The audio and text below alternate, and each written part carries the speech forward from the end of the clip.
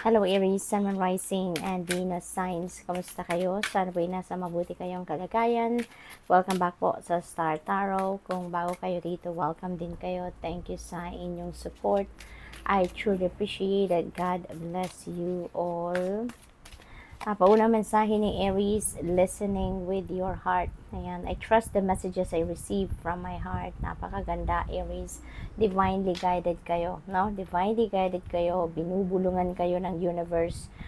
Kung ano yung mga dapat ninyong gawin. May mga mensahe para sa inyo, para magabayan kayo on how you are going to navigate your situations, no? Kaya pakinggan ninyo ang mga mensaheng yan, ano, na pinapadala sa inyo ng universe. Embracing the future, I step into the future with an open heart. Feeling ko dito, may journey na sisimulan kayo, Aries. Maaaring meron kayong mga plano na sisimulan nyo na sa ngayon. You're going to take action towards that.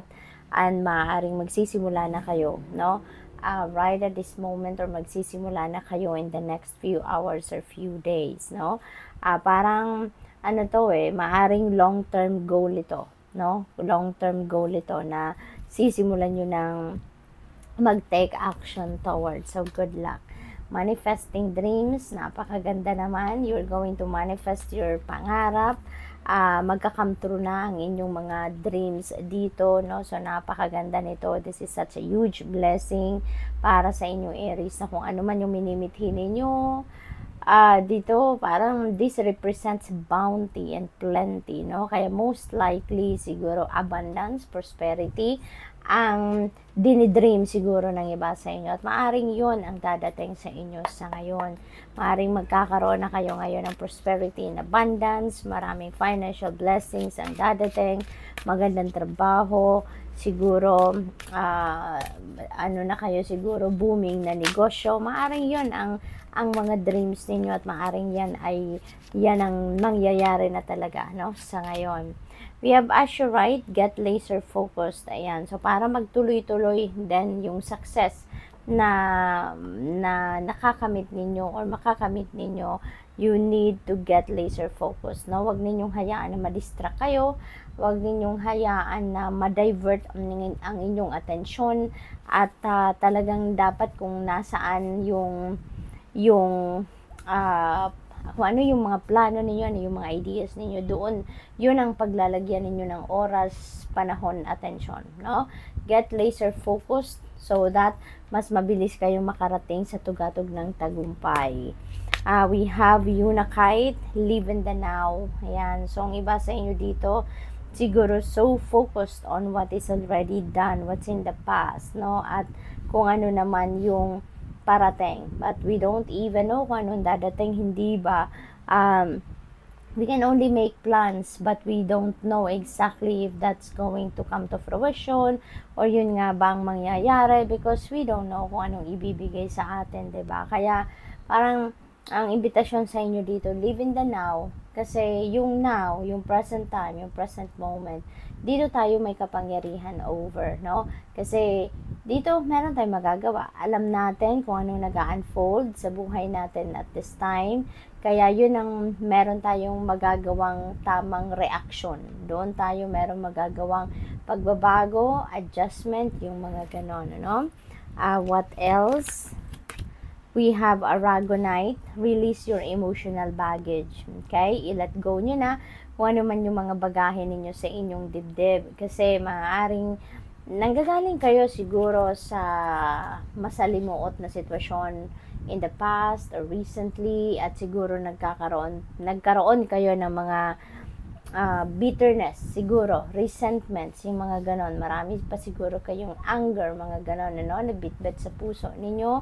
Kaya ngayon iniimbitahan kayo to release, no, yung mga emotional baggage ninyo. I-let go nyo na yung mga resentments, anger, kung ano pang mga nararamdaman ninyo nagpapabigat na lang sa inyong dibdib sa buhay ninyo, yung gano'n, no? Kasi ano din yan, negativity din yan, negative energy din ang hatid na energy ng mga nararamdaman ninyo yan. Kaya that can serve as a blockage din doon sa sana ay parating na magagandang biyaya, doon sana sa mga parating na mga blessings, sa buhay ninyo. So, tignan natin kung ano pa ang ganap. Para na din na makapag-move on na kayo sa buhay, makapag-move forward na kayo, makapagsimula na kayo, makapagsimula na kayo ng mga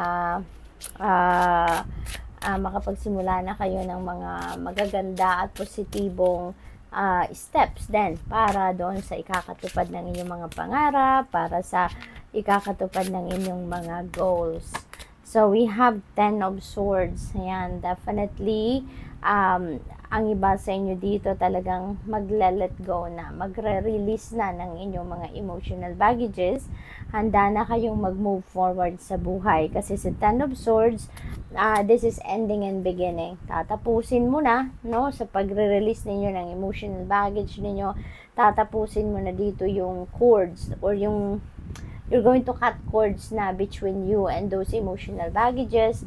Handa na kayo ditong magpatawad. Kasi maaaring nanggagaling kayo doon sa sitwasyon na nasaktan kayo ng todo.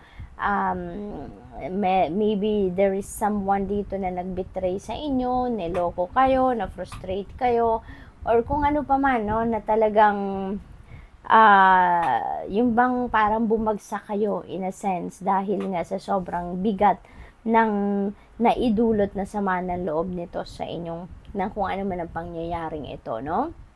So, maybe for the longest time, ang daming naipon ninyong emotional baggages sa puso ninyo. Kaya ngayon, handa na rin kayo na i-let go na yan. No? You're really going to release those emotional baggages at handa na kayong mag-heal. No? Nasa healing process na at handa na kayong mag-move on sa buhay and to start something new, something fresh sa buhay ninyo on a clean slate.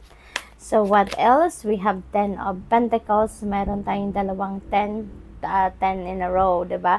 10 of Swords and 10 of Pentacles. So, that is a very powerful angel number, no? Angel number 1010. Kaya, I suggest in Aries na please look up for the meaning of angel number 1010 for more guidance. Napakaganda nito ni 10 of Pentacles kasi this is about wealth. This is about prosperity and abundance, no? So, magkakaroon kayo dito ng kaluwagan sa pera, magkakaroon kayo dito siguro ng financial future na established na, no? Solido na ang inyong financial, dito, future. Maaaring, siguro meron na talaga kayong kaperahan, meron na kayong savings, no? At masasabi ninyo na kayang-kaya nyo ng secured na, kumbaga, ang pangtustos ninyo sa sarili ninyo, sa pamilya ninyo for the long term. Probably then, meron kayo ditong, established na trabaho, established na negosyo, na solid na din or konkreto na ang panggagalingan, no? Kumbaga magkakaroon na kayo dito ng continuous inflow of money, no? Meron na kayong pagkukunan na talagang masasabi ninyong wala na kayong dapat na ipag-alala pagdating doon sa pangangailangan ninyo sa pera. We have High Priestess sa lahat ng mga pangyayari sa buhay ninyo. You are divinely guided, okay? Kaya iniimbitahan kayo ni High Priestess energy na makinig kayo lagi sa iyong intuition dahil merong mga intuitive messages na pinapadala sa inyo ang universe. You have to listen to your intuition, listen with your heart, okay? Para ma-pick up ninyo kung ano yung mga gabay sa inyo ng universe.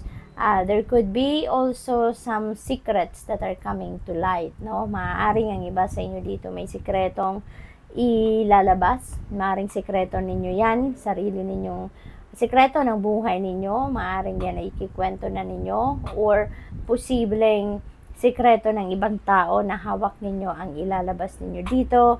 Whatever the case may be, parang nagta-timing kayo, no? Parang tinitignan-tignan nyo muna ang sitwasyon kung pwede na ninyong ilabas kung ano man ang sikretong ito or kung ano pa man, no? So, good luck, Aries, and that's all I have for you for today. Thank you for watching. Love and light. Namaste.